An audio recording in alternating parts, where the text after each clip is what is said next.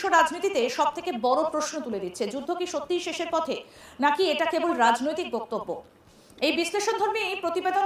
প্রিয় দর্শক, ইরানকে ঘিরে যুদ্ধ আরও জটিল, জ্বালানি সংকট বিশ্বজুড়ে, পশ্চিমা জোটে মতবিরোধ, ইরানের IRGCর অপারেশন টু প্রমিস 4 আঘাত করছে আমেরিকা ও ইসরায়েলের সাথে জড়িত দেশগুলিকে।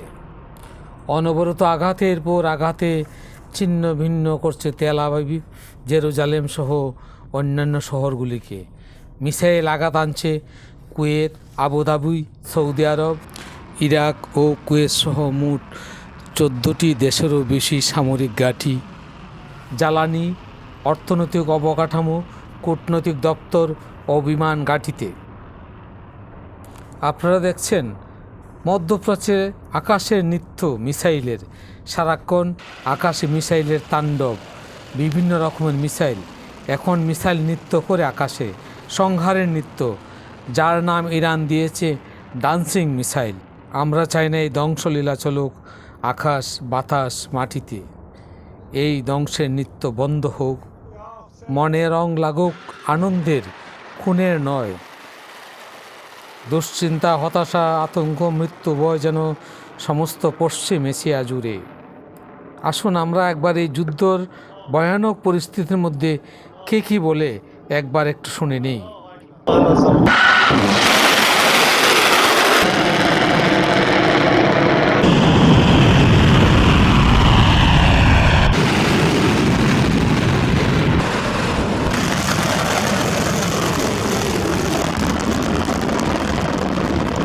কুয়েত, সৌদি আরব, সংযুক্ত আরব আমিরশাহী, জর্ডন, বাহরিন, ইরাক, ইসরায়েল, অর্থাৎ এই যুদ্ধ শুধুমাত্র একটা দেশের মধ্যে সীমাবদ্ধ নয়, এটা একটা আঞ্চলিক সংঘাত। তেল ও গ্যাস অবকাঠামোর ক্ষতি গোটা বিশ্বের জ্বালানি বাজারে প্রভাব ফেলছে।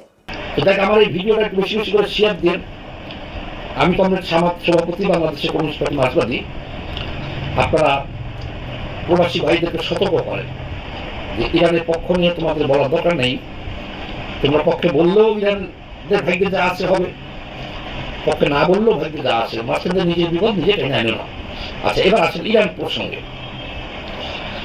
ইরানের ইতিমধ্যে 42% অবকাঠামো ধ্বংস হয়ে গেছে, আর 60% বাকি আছে।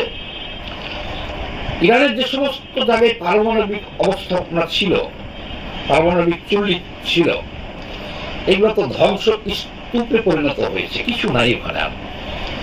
2, 3 নম্বরে আমার কথাটা আপনারা এখন লিখে রাখেন। আগামী 7 দিনের মধ্যে ইরানের সরকার পরিবর্তন হবে, যুদ্ধ থামবে।